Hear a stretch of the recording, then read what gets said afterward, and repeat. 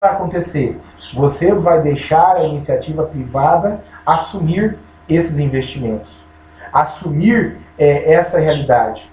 É claro que o governo tem que manter saúde, educação, segurança, infraestrutura. Isso é normal, está tudo certo. E ele tem que arrecadar. Onde é que ele vai arrecadar? Então agora nós vamos pensar então nas questões de onde impor o sistema tributário.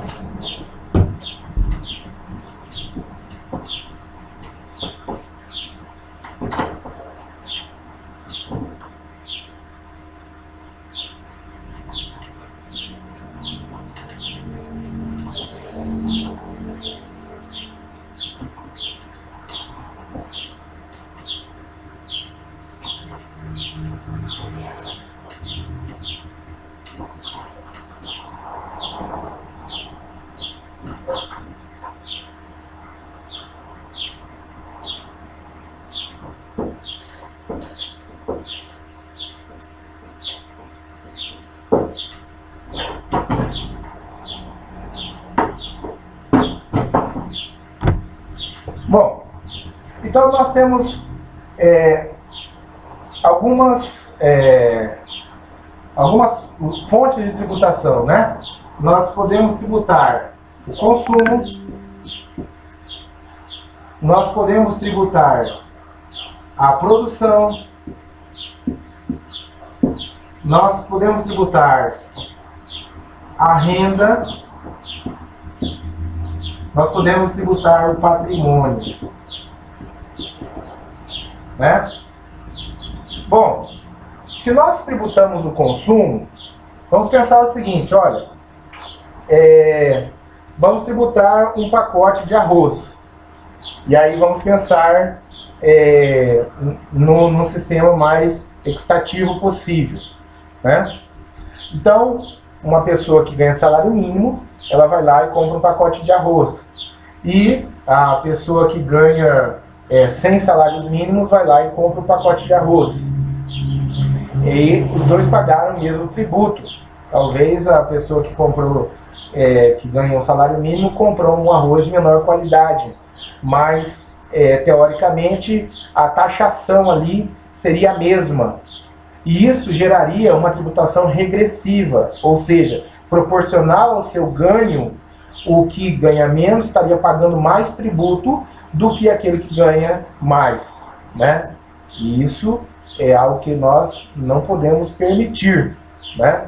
A grande maioria da nossa população, ela tem um extrato econômico de renda abaixo de 2 salários mínimos. Então nós temos que dar acesso a essa grande maioria da população aos itens mínimos, né, mais dignos de um ser humano, de uma pessoa que tem, como está na Constituição, que ela tem direito à alimentação, ao lazer, à sua saúde, a toda a estrutura de vestuário, né? Tudo aquilo que é digno para um ser humano viver a sua vida, né? Tá. Então, essa tributação sobre o consumo, que hoje é um dos pilares da arrecadação do governo, ela tem que ser a mínima possível, tá? Então, essa tributação aqui, ela seria, né, são pressupostos que eu estou dando, não estou dando nenhum percentual. Para vocês terem uma ideia, quando você pega a tributação sobre uma cadeia de um produto, pode chegar a 34%, 38%, né? A tributação sobre aquele segmento, às vezes até mais, né? Então, nós temos que pensar o seguinte: vamos diminuir o tributo sobre o consumo. Então, o tributo sobre o consumo seria um marcador de consumo, um marcador na perspectiva do que seria o imposto que querem utilizar sobre a movimentação financeira, né? Então seria o mínimo possível, vamos dizer assim, 1%, vamos colocar lá, 1%, tá bom, então tá, 1% sobre o consumo, olha, esse 1% aqui, né, a partir de determinados itens, né? Aí nós temos a questão da seletividade e da essencialidade. Então, produtos, tirando, por exemplo, cesta básica, tirando medicamentos, tirando itens de necessidades, né, que não teriam tributação, né, nós teríamos, por exemplo, 1% aqui de um marcador, né? Tá. A produção. Bom, se a empresa atinge eficiência, ela consegue pôr, por exemplo, um produto produzido por 10 pronto lá na saída da fábrica, né? Aí vem o sistema tributário e fala assim, olha, mas eu quero o IPI, aí eu quero o PIS e a COFINS, aí outro eu quero o ICMS, né? Pronto, esse produto aqui saiu da fábrica por 18, por exemplo, né? E dali para frente, esses tributos aqui vão replicando e de forma cumulativa, mas nem todos os seus créditos ali estão expurgados, ou seja, não é só sobre o valor agregado na próxima fase, né? Esses tributos vão em cascata e o produto chega lá para o consumidor a R$ 52, por exemplo. Tá? Saiu da fábrica aqui e chegou aqui no balcão da venda lá ao consumidor, por exemplo, por R$ 52. Né? Então, isso é o impacto do sistema tributário sobre o consumo e o processo produtivo. Então, no processo produtivo, nós temos que ressaltar seletividade e essencialidade, né? E também trabalhar com marcadores. Podemos colocar aqui mais 1%? Tá bom. O governo não consegue viver e pagar as contas dele com esse 1%. Bom, tudo bem.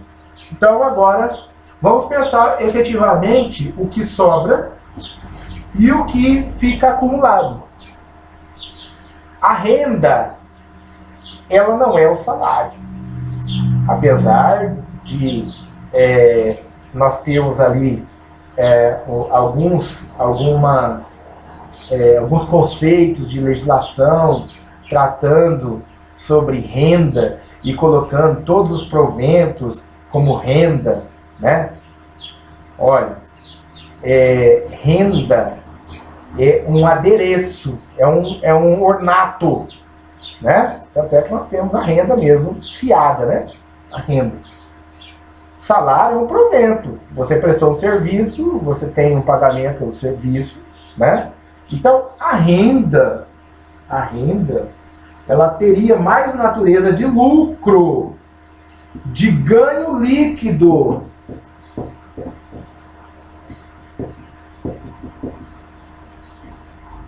Ganho líquido. Aí sim, na hora que nós olharmos, por que existe a tabela do imposto de renda?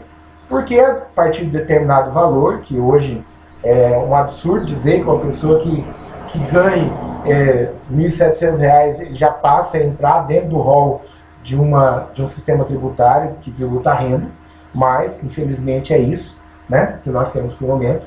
Então, a partir do momento que a pessoa tem um ganho líquido, um ganho efetivo, olha, aquilo que seria natural para que todos vivessem, para que todos pudessem ter a sua dignidade como ser humano e avançar no seu crescimento pessoal, né? Tudo bem, a partir daquele momento agora vamos tributar a renda.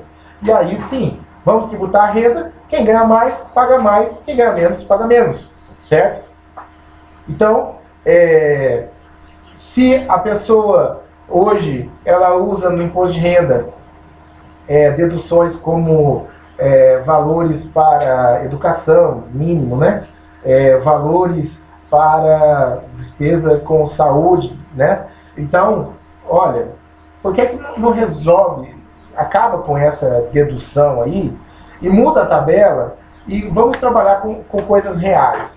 Porque essas questões aí da tabela, elas são, assim, algo que não traz uma realidade e não traz uma isonomia para o tratamento daquilo que seria a base do tributo. Então, aqui nós temos hoje o máximo da nossa tabela é 27,5%.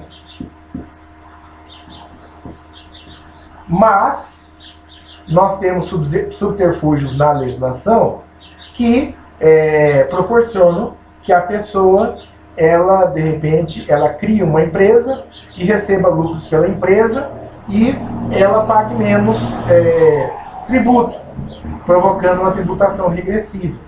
Então, nós precisamos identificar qual é a renda efetiva da pessoa jurídica, qual é a renda efetiva da pessoa física. Se o Brasil tiver competência para fiscalizar todas as pessoas físicas, né? Hoje o CPF é a nossa base de numeração, né, de cadastro, e, né, nós vimos aí durante esse processo aí do auxílio emergencial, muitos milhões de brasileiros que não tinham CPF, não existiam, né, para o Brasil.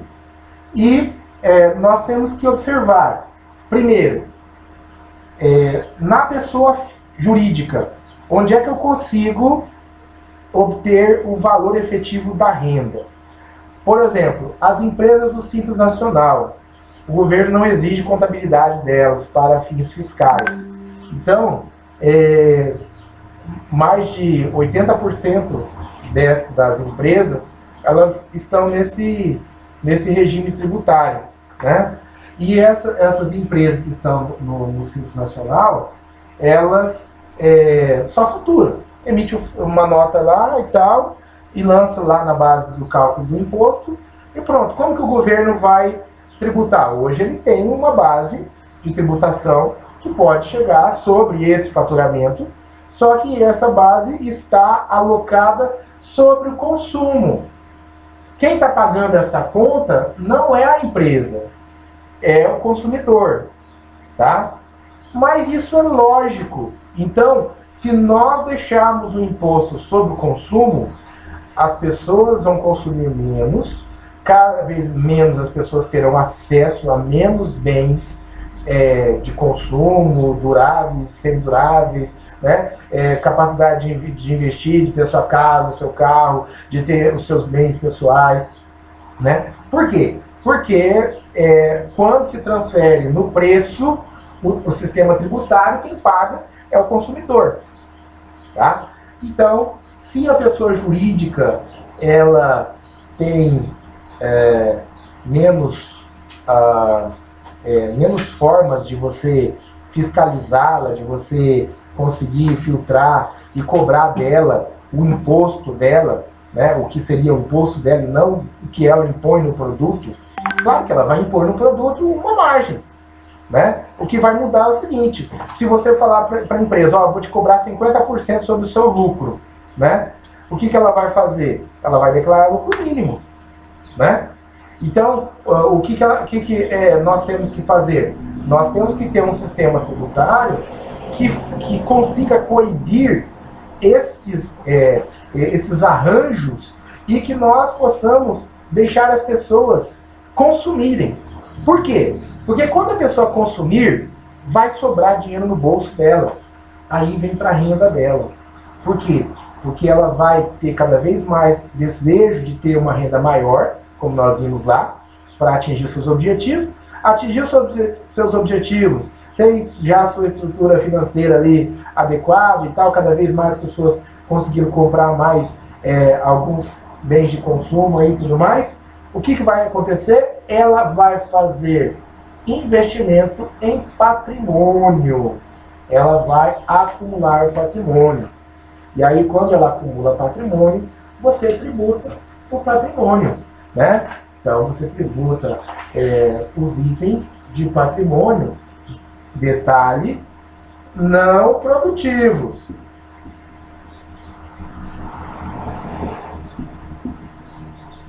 E esses itens de patrimônio não produtivos, eles são itens que, por exemplo, uma fazenda que trabalha no agronegócio, ele é um patrimônio, mas ele é a estrutura de trabalho do produtor.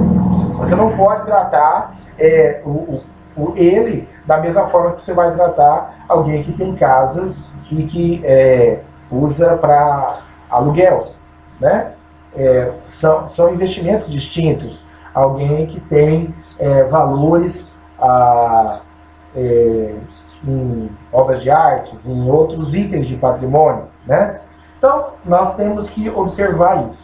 E eu vejo que nós temos, então, que impor o mínimo possível a tributação sobre a produção e o consumo, cobrar na pessoa física, né, o tributo que seja adequado, né? Há propostas interessantes aí sendo ventiladas, né? E essas propostas, elas sugerem um complemento, mas o que eu gostaria de contribuir é justamente com isso. Mostrar, primeiro, vamos eliminar, né, esse